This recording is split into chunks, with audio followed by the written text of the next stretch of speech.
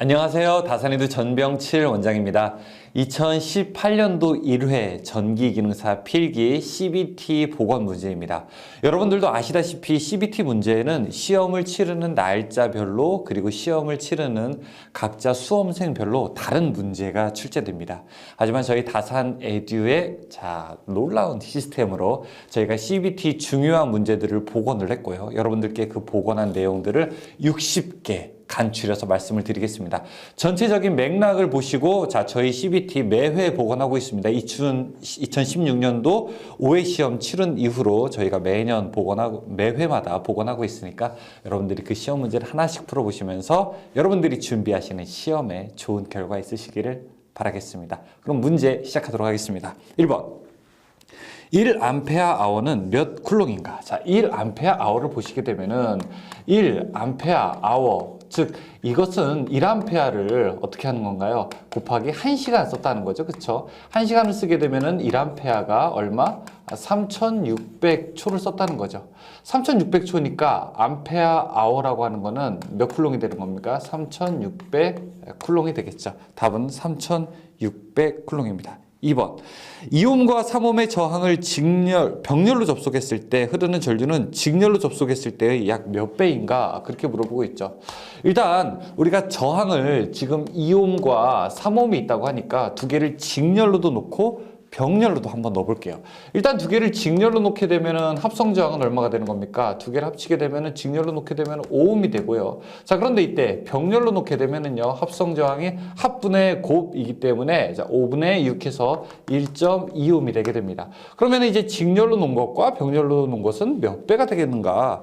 1.2분의 5 계산하게 되면요, 이 값 4.17이 나오게 됩니다. 즉 4.17배만큼 병렬일 때 더 큰 전류가 흐르게 되는 것이죠. 답은 4번. 3번. 묽은 황산용액에 구리와 아연판을 넣으면 전지가 된다. 이때 양극에 대한 설명으로 옳은 것은 무엇인가 물어보고 있습니다. 일반적으로 우리가 전지를 뜻하게 되는데, 여기다가 구리판을 넣고, 또 한쪽에다가 아연판을 이렇게 넣었다고 하네요. 그쵸? 그리고 여기다가 H2SO4 황산구리 용액을 집어넣게 되면은 이제 도선으로 연결하게 되는 거예요. 둘 사이를 도선으로 연결하게 됩니다. 이렇게 둘 사이를 도선으로 연결하게 됐을 때 어떻게 되느냐? 이 아연 쪽에 있는 전자가 이동하게 됩니다. 즉 구리가 플러스가 되고요, 여기가 마이너스가 되고, 그 다음에 H2가 올라오게 되는데, 이것이 바로 이제 우리가 수소기체가 발생하게 되죠. 이 발생할 때 판에 생기는 걸 우리가 분극현상이라고 이야기를 해서 감극제를 집어넣게 되는 거죠. 따라서 구리판이며 수소기체가 발생한다. 1번이죠. 4번. 패러데이 법칙에서 화학 당량이란 무엇을 나타내는가? 원자량을 원자 가로 나눈 거. 2번. 5번에 정전 흡입력에 대한 설명 중에서 옳은 것은 어떻게 되는가 물어보고 있습니다. 정전 흡입력이라고 하는 거, F는요 2분의 1에 입실론의 2의 제곱, 그래서 전압의 제곱에 비례하게 됩니다. 그래서 전압의 제곱에 비례하게 된다. 1번이 해당되겠죠. 6번. 일정 전압을 가하고 있는 평행판 전극의 극판 간격을 얼마? 3분의 1로 줄이게 된다면 전장의 세기는 몇 배가 되겠는가 물어보고 있죠. 전장의 세기라고 하는 거예요. 이거요. 그쵸? 어때요? 극판 간격이에요. 극판 간격에 반비례하게 되는 거죠. 극판 간격에 반비례하게 되는데 간격을 3분의 1로 줄였다고 하니까 세기는 3배로 되겠죠. 7번. 콘덴서의 정전 용량에 대한 설명으로 틀린 것은 어떻게 되는가 물어보고 있습니다. 콘덴서의 정전 용량이라고 하는 거, C는 입실론 L분의 S, 우리가 D분의 S 이렇게도 표현하게 되죠. 간격을 우리가 D라고 하죠. 그럼 여기서 입실론이라고 하는 거, 이것은 뭐죠? 유전율이고요. 그쵸? 여기서 S는요 극판의 면적이고요. 그 다음에 D는요 극판의 간격입니다. 유전율에 비례하고 면적에도 비례하고 간격에는 반비례한다. 이렇게 이야기를 해야 되겠죠. 간격에는 비례한다. 4번이 틀린 말이죠. 8번. 다음 중 자기저항의 단위에 해당하는 것은, 자기저항이라고 하는 건 암페어 턴 퍼 웨버. 4번이죠. 9번. 공기 중에서 자기장의 세기가 100Am인 점에 8 곱하기 10의 마이너스 2승 웨버의 자극을 놓을 때 이 자극에 작용하는 기자력은 어떻게 되는가 물어보고 있습니다. 자, 이렇게 딱 문제가 나오게 되면은 우리가 문제를 푸는데 어려운 요소 중에 하나가 뭐냐. 바로 야, 이거 도대체 어떤 식을 적용해야 되지? 어떤 식을 적용해야 될지 그 식 적용하는 문제에 고민에 빠지게 되는 거예요.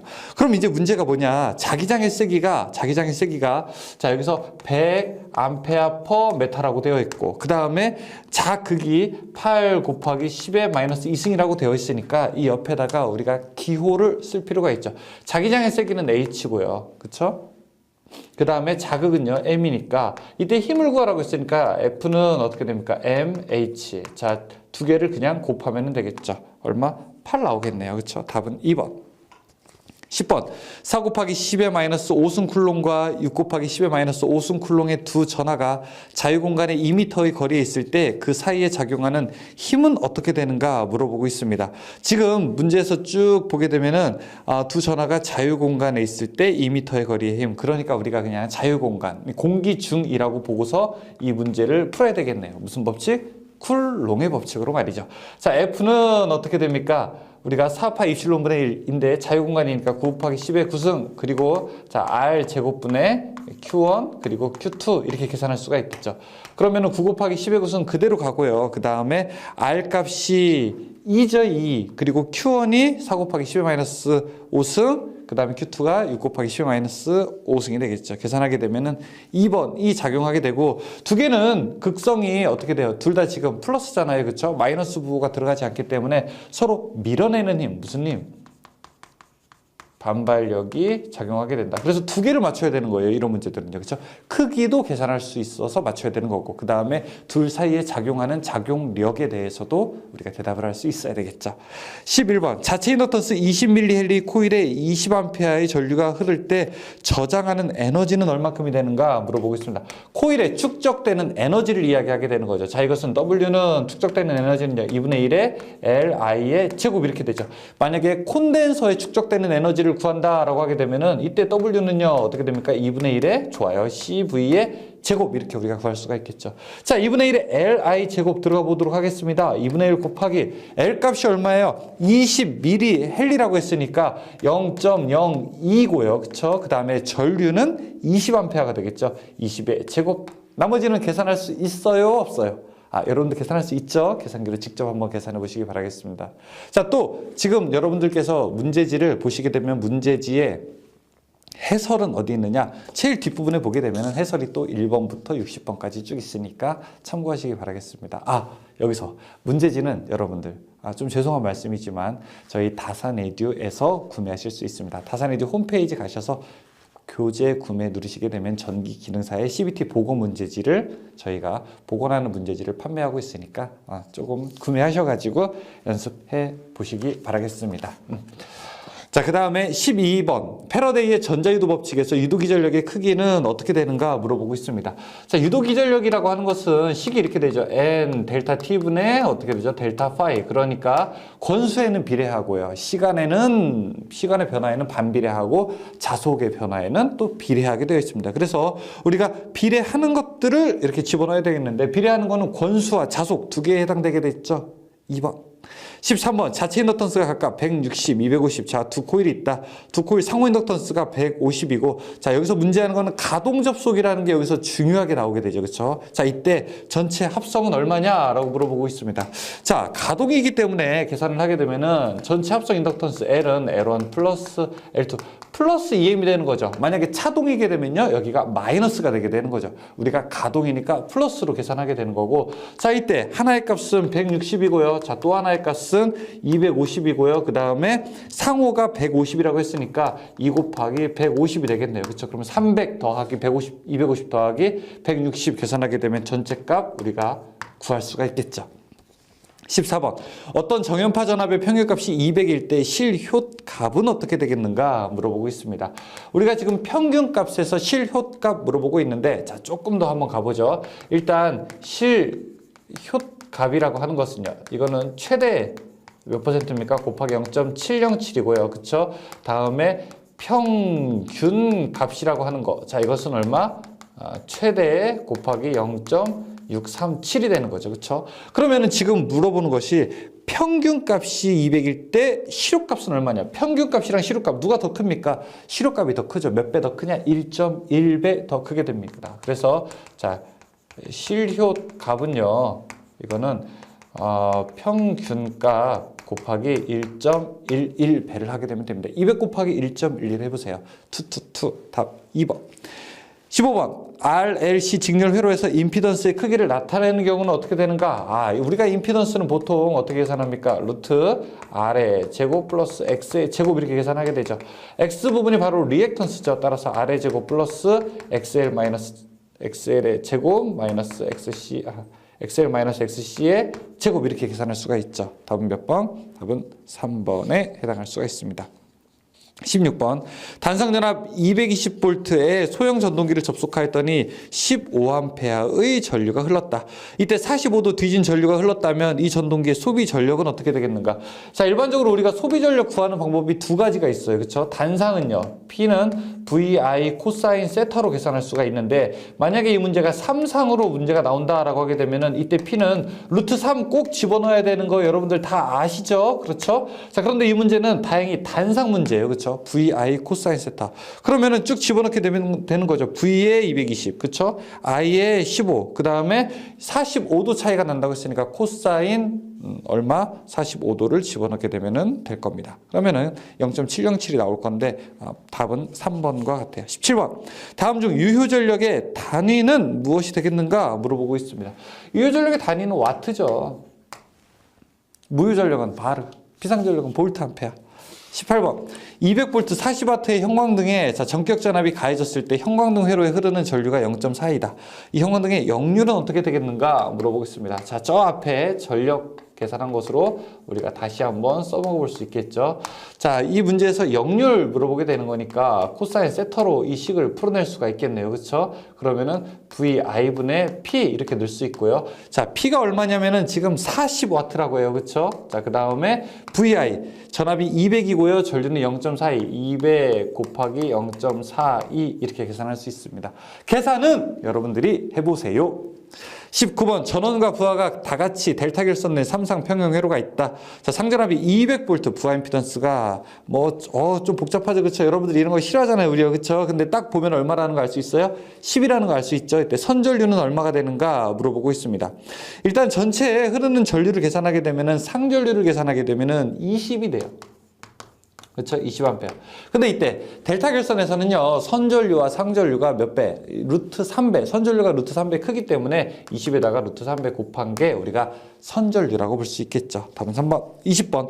교류의 파, 형율이라고 하는 건 무엇이냐? 자, 본문에서 나왔어요. 형 하면 뭐예요? 효균. 효균. 어떻게 해요? 형 하게 되면 얼마요? 효균. 평균분의 실효. 고대효. 실효분의 최대. 답은 4번. 21번. 직류발전기의 정류를 개선하는 방법 중에서 틀린 것은, 직류발전기라고 하는 것은 전기를 고르게 받을 수 있는 바로 정류자라고 하는 게 필요하게 되는데, 이 정류자에서 좋은 전기를 얻는 거, 그걸 우리가 정류를 개선한다고 이야기하게 됩니다. 틀린 건 무엇이냐? 1번에 보면은 접촉 저항이 작은 브러쉬. 접촉이라고 하는 건요, 전기 저항이랑은 다른 거예요. 여러분, 전기 저항이 크면 좋지는 않죠. 전기 저항이 크다는 얘기는요, 전기가 잘 못 흐른다는 얘기잖아요. 그렇죠? 하지만 접촉 저항이라고 하는 것은 마찰이 똑같은 거예요. 마찰이 잘 돼야 되는 겁니다. 그래서 접촉 저항은 클수록 좋아요. 1번이 잘못된 얘기예요. 22번. 10극의 직류 팝콘 발전기의 전기자 도체수 400, 매 극의 자속수 0.02웨버, 회전수 600rpm일 때 기전력은 얼마큼이 되겠는가 물어보고 있습니다.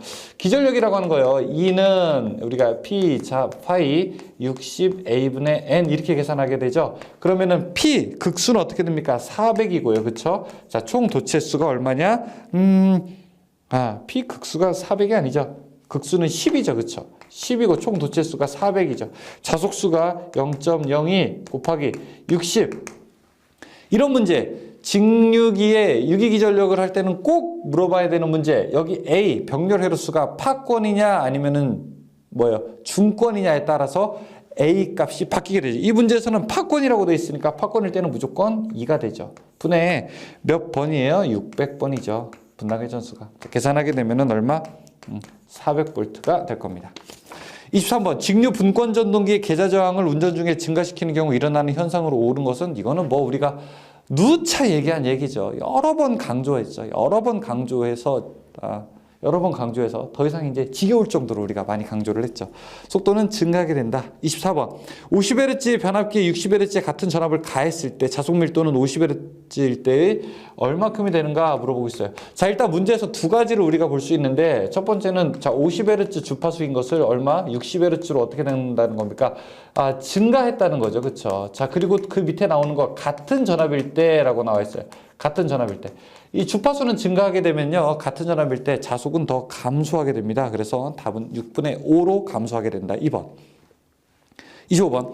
변압기의 권선법 중에서 형권은 주로 어디에 사용되는가? 이제 변압기 권선법이 직권이 있고요. 형권이라고 하고 있는 형권이라는 게 있는데 형권은 기본 틀을 만든 다음에 틀에다가 감아 놓고서 부착하는 방식이에요. 그걸 우리가 형권이라고 해야 되는데 형권은 중형 변압기에 주로 사용됩니다. 26번 일정 전압 및 일정 파형에서 자, 일정이라는 말 나오게 되면 우리가 탁 하고 촉각을 곤두세워야 돼요. 주파수가 상승하면 변압기 철수는 어떻게 되는가? 원래 주파수 상승하게 되면 변압기 철수는 증가하게 되죠. 비례하게 되니까. 근데 일정 전압일 때는 감소하게 된다. 답 2번.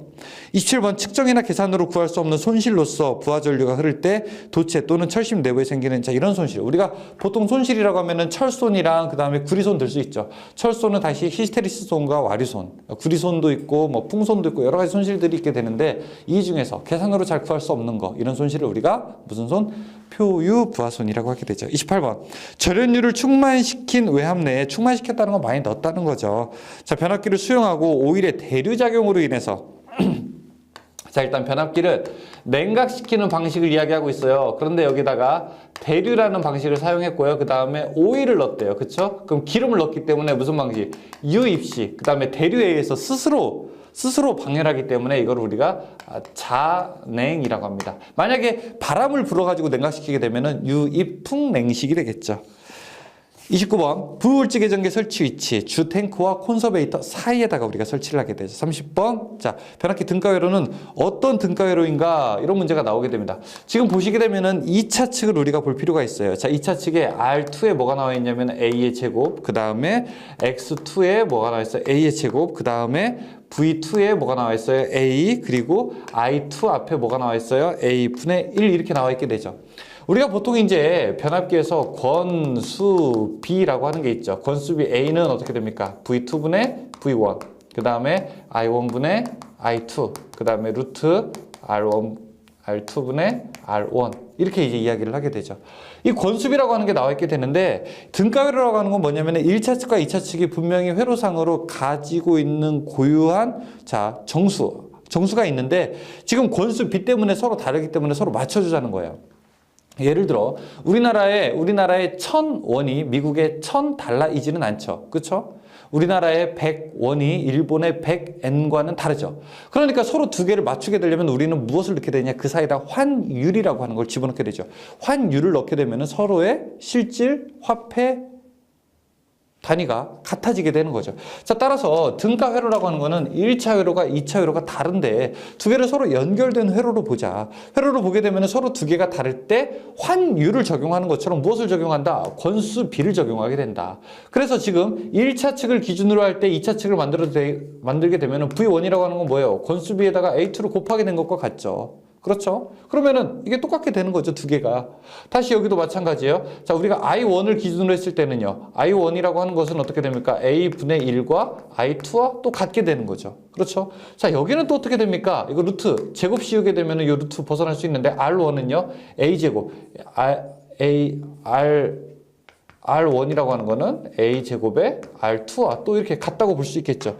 따라서 자 이런 모양을 만든 거는 뭐냐면은 2차 측을 권수비를 곱해서 1차 측으로 환산한 겁니다. 2차 측을 1차로 환산한 거예요. 자 그래서 A제곱 이렇게 R2 A분의 1 I2 그 다음에 A제곱에 X2 그 다음에 A의 V2 나오게 되면은 이거는 뭐예요? 2차를 1차로 환산한 등가회로가 되는 겁니다. 답 3번.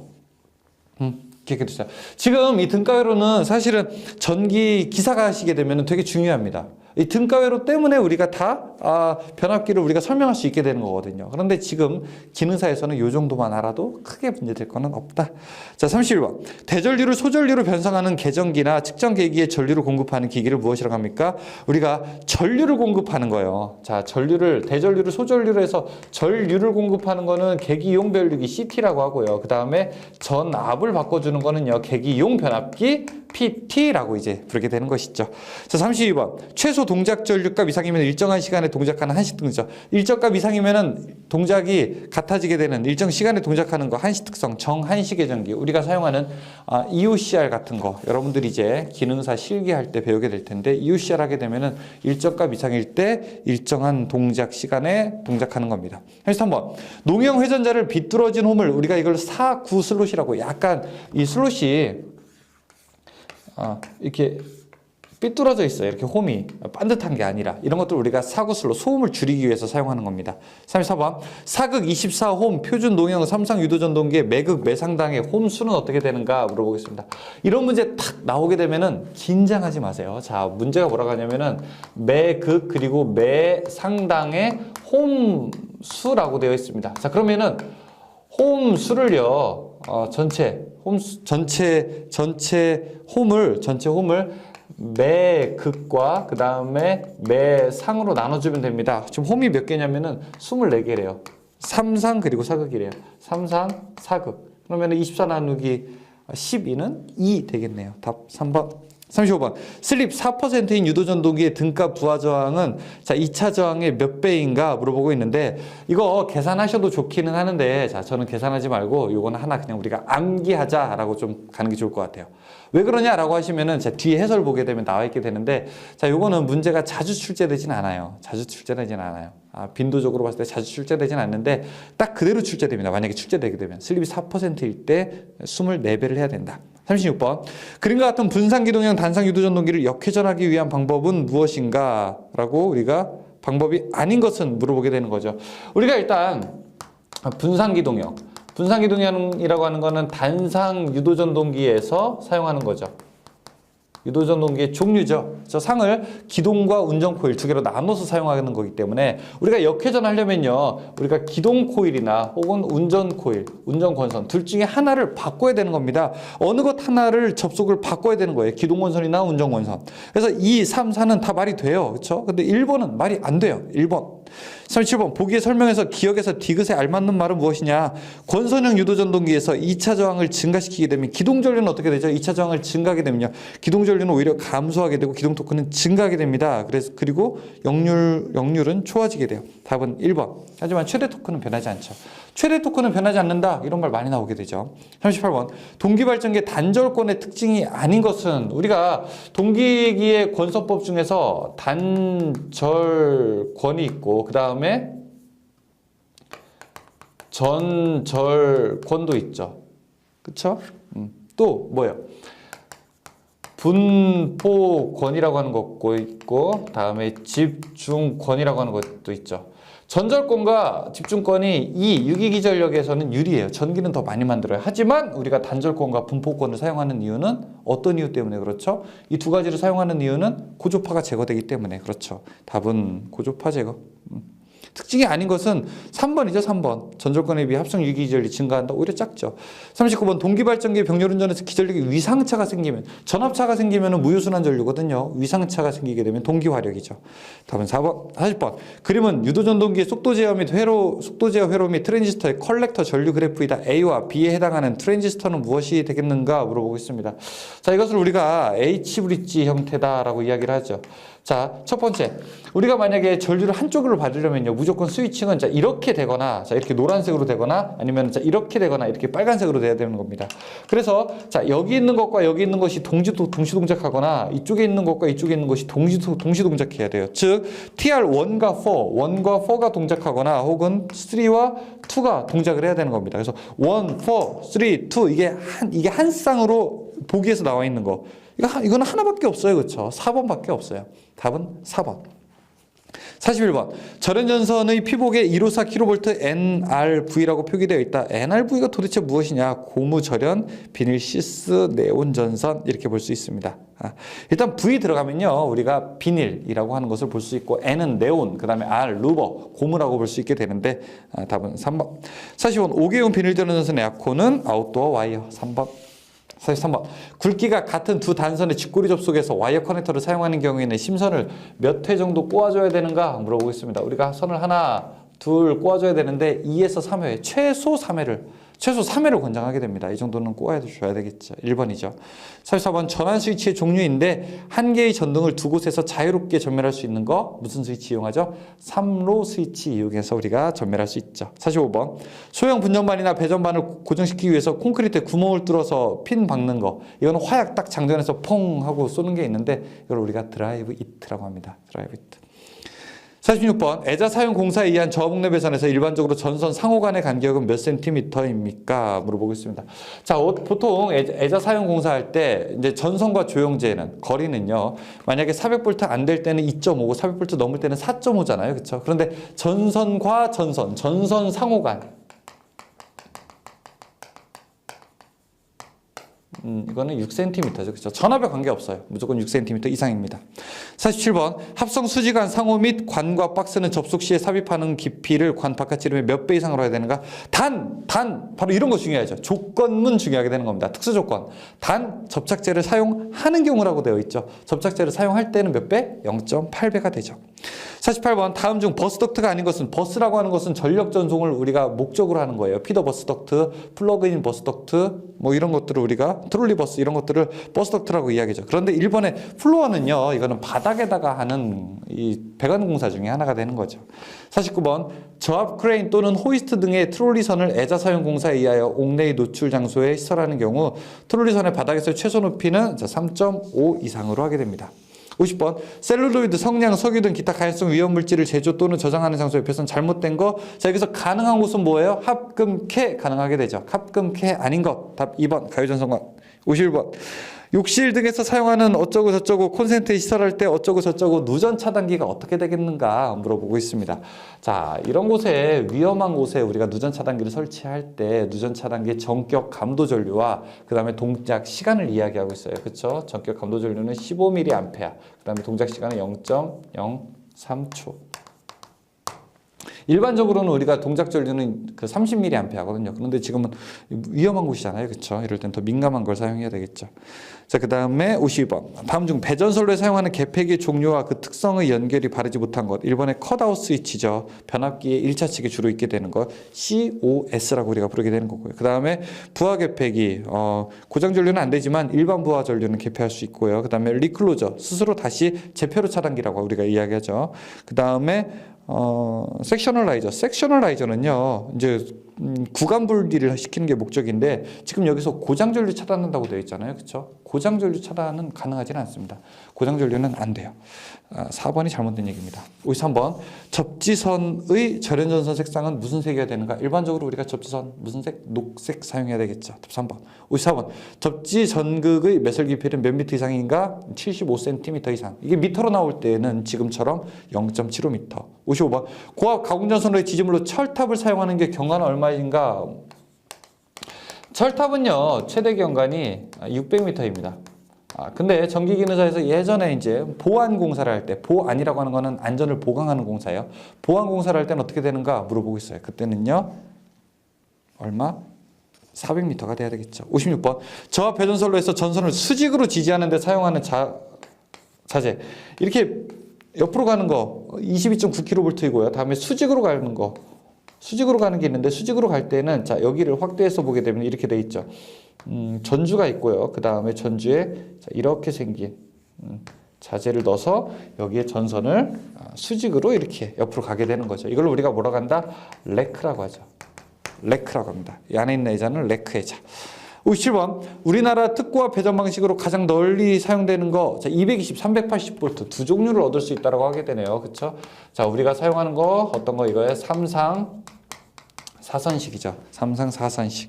58번 저하 목내 간선에서 분기하는 분기회로에서 전선의 허용 전류가 간선 보호용 과전류 차단기 전격 전류 55%가 넘을 때 자, 분기점에서는 어떻게 되는가 물어보겠습니다. 자, 일반적으로 여기 주 차단기가 있고요. 그 다음에 자, 여기에 간선에서 이렇게 분기하는 곳이라고 되면은 일반적인 경우에는 몇 미터예요? 3m 이내에 설치해야 되겠죠, 차단기를. 그런데 만약에 35%가 넘는다라고 하게 되면은 8m까지 됩니다. 그런데 만약에 자 55%가 넘는다, 여기 있는 이 간선에 흐르는 전류 55%가 넘는다라고 하면 이때는 임의의 길이가 될 수 있습니다. 그러니까 답은 4번이죠. 임의의 길이. 59번 UPS는 무엇을 뜻하는가? 무정전 전원 공급 장치를 우리가 UPS라고 이야기하게 되죠. 3번이죠. 60번 완전 확산면은 어느 방향에서 보아도 무엇이 동일한가? 표면의 밝기. 완전 확산면이라고 하는 거 완전 동그랗게 되어 있는데 어느 쪽에서 봐도 구형 조명인 경우에는 어느 쪽에서 봐도 조명의 밝기가 일정하게 된다. 휘도를 이야기하게 되는 것입니다. 자, 여기까지 해서 우리가 60번까지 문제 풀어봤는데요. 자, 여러분 저는 CBT 문제는 여러분들이 직접 먼저 한번 풀고 그 다음에 제 해설을 보고 확인하는 과정이면 좋겠습니다. 여러분들이 필기를 준비하시는 방법은 여러 개가 있습니다. 저희 다산의 뒤의 교육 방법에 의하면 첫 번째, 다산의 뒤에 전기 기능사 필기 정규반을 보실 수 있고요. 다산의 뒤에 CBT 예상 문제집이라고 해서 나는 문제만 풀고 싶다라고 하게 되면은 저희 예상 문제집을 한 권 구매하셔서 보실 수도 있습니다. 자, 그 다음에 지금 보시는 CBT 보고 문제도 보실 수가 있고요. 자, 또 하나는 내가 실제 시험 보는 것처럼 컴퓨터로 한번 테스트 해보고 싶다라고 하시는 분들은 저희 다산에듀에 오시게 되면 CBT 모의고사가 있습니다. 네. 자, 이런 강의 여러 가지를 통해서 여러분들의 합격을 진심으로 바라고 있습니다. 여러분들이 공부하시는데 언제나 든든한 친구가 되도록 하겠습니다. 여러분들이 궁금하신 거 있으시면 저희 다산에듀 고객센터로 전화 주십시오. 항상 즐거운 전기 공부 되시길 바라겠습니다. 감사합니다.